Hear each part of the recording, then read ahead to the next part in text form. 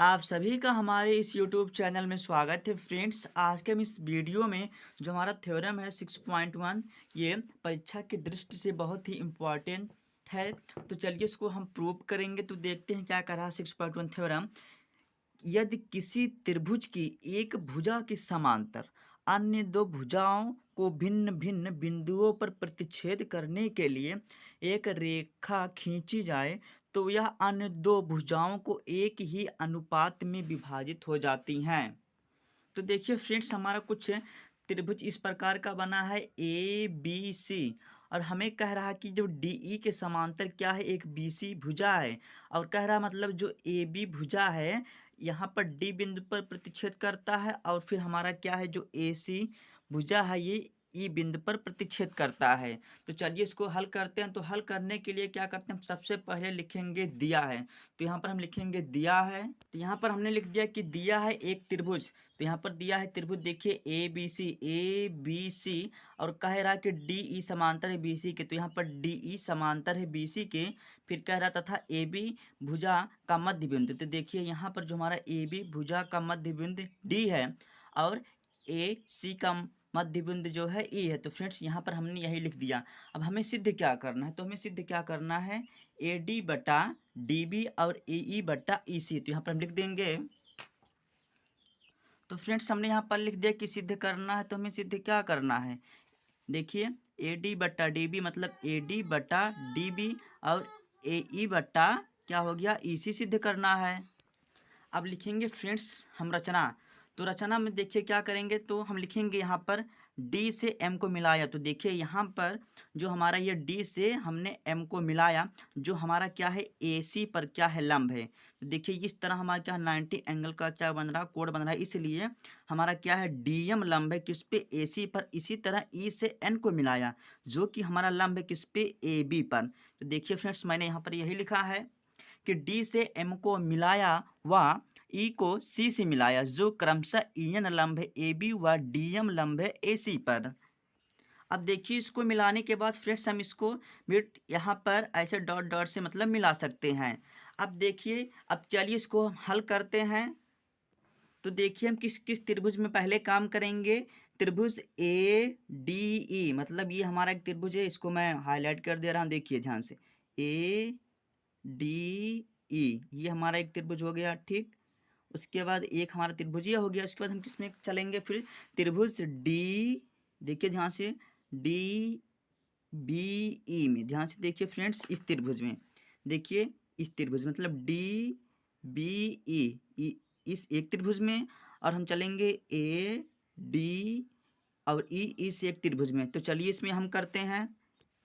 तो सबसे पहले हम जान लेते हैं कि त्रिभुज का क्षेत्रफल क्या होता है। तो देख लिखेंगे हम त्रिभुज का क्या होता है, त्रिभुज का क्षेत्रफल।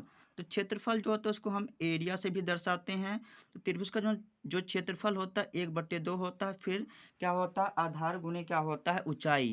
क्या होता है, आधार और गुणे क्या होता है, ऊंचाई। तो ये जो फ्रेंड्स है ये हमारा क्या है, त्रिभुज का क्षेत्रफल होता है। तो किसमें चलेंगे हम, पहले त्रिभुज, देखिए यहाँ से ए डी ई, तो लिखेंगे हम एरिया ऑफ त्रिभुज ए डी ई, ए डी ई।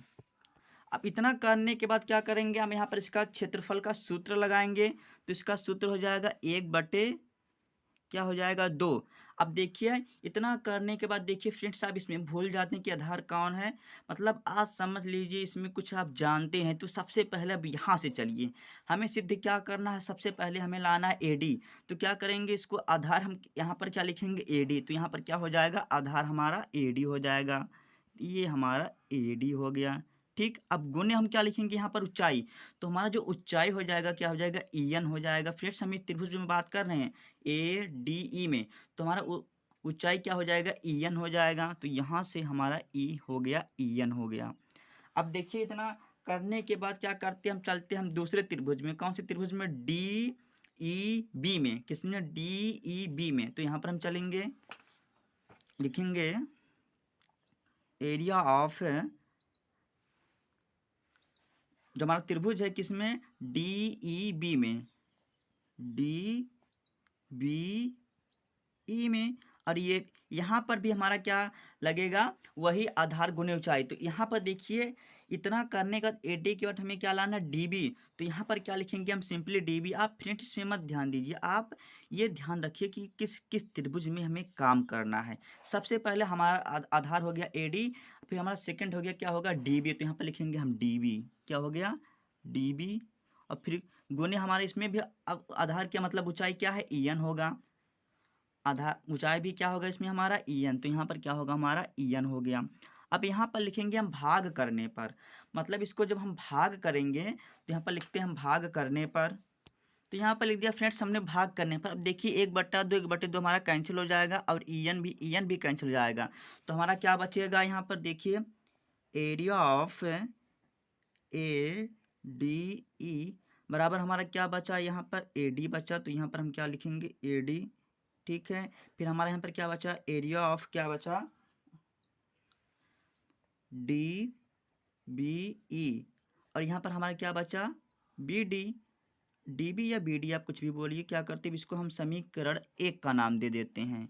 यहाँ तक फ्रेंड्स आपको समझने में कोई दिक्कत नहीं होगी, मैं उम्मीद करता हूँ। अब देखिए हम आगे चलते हैं। तो यहाँ पर देखिए अब किस त्रिभुज में हम चलेंगे। अब देखिए जो हमारा ये त्रिभुज है, अब देखिए इस त्रिभुज में ये तो हमारा त्रिभुज रहेगा ही ए डी और ई में, मतलब इस त्रिभुज में देखिए, इसी त्रिभुज में उसके बाद ए डी ई में, फिर हमारा चलेंगे हम किस में, डी सी ई में। देखिए ये हमारा त्रिभुज है डी ई सी में। देखिए यहाँ पर इस त्रिभुज में हम चलेंगे डी ई सी में। तो यहाँ पर लिखेंगे हम पुनः, क्या लिखेंगे, पुनः लिखेंगे किसमें, त्रिभुज ए डी ई में लिखेंगे एरिया ऑफ ए डी ई में।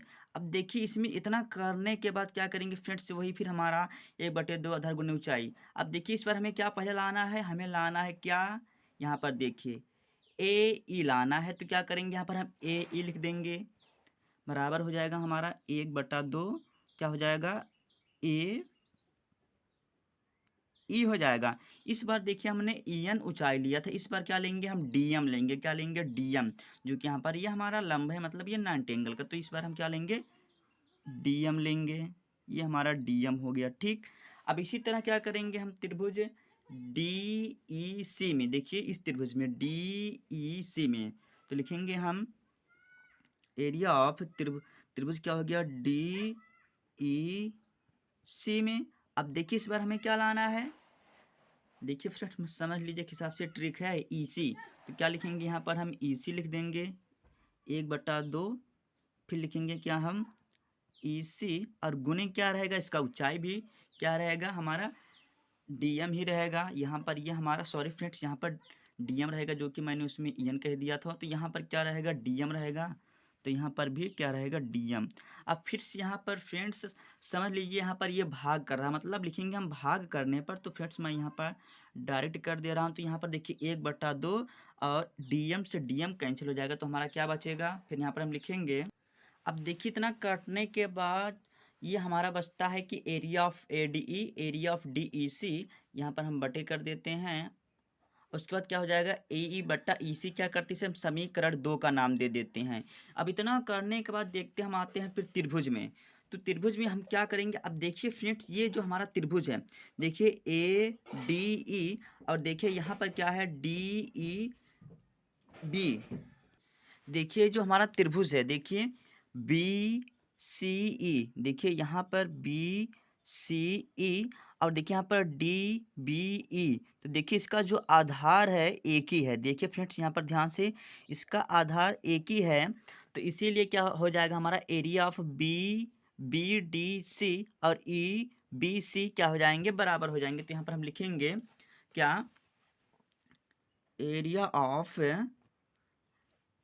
डी, देखिए डी बी सी बराबर हो जाएगा एरिया ऑफ किसके हो जाएगा, ई बी सी के, ई बी सी के। अब ऐसा क्यों हुआ, ऐसा इसलिए हुआ क्योंकि देखिए इसका जो आधार एक ही होता है, जब जो त्रिभुजों का आधार एक ही होता तो जो जो दो त्रिभुज बनते हुए परस्पर एक दूसरे में आपस में क्या होते हैं, समांतर होते, मतलब बराबर होता है। इसलिए हमारा क्या हो जाएगा, यहाँ से समीकरण 1 या 2 से क्या हो जाएगा, ए डी बटा डी बी लिख देंगे यहाँ पर, ए डी बटा डी बी हो जाएगा, और ये बराबर किसके हो जाएगा, ए ई बटा क्या हो जाएगा, ई सी के। और हमें यही प्रूफ करना था। तो फ्रेंड्स हमें यही प्रूफ करना था, तो देखिए यहाँ पर प्रूफ हो चुका है, देख सकते हैं यहाँ पर जो हमारा है ए डी बट्टा डी बी और ए ई बट्टा ई सी। फ्रेंड्स मैं उम्मीद करता हूँ कि वीडियो आपको ज़रूर पसंद आई होगी।